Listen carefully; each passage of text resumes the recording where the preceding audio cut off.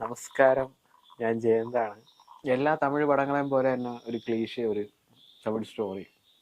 വെട്ട്, കുത്ത്, കൊലപാതകം. ആദ്യം നല്ല ഫ്രണ്ട്സ് ആയിട്ടിരിക്കുന്നു. ആ ഫ്രണ്ട്സിനിടയിൽ ചില പ്രശ്നങ്ങൾ വരുന്നു. ഒരുത്തനെ കൊല്ലുന്നു. അടുത്തവൻ പക വീട്ടാനായിട്ട് വരുന്നു. അങ്ങനെ ഒരു ചിത്രം.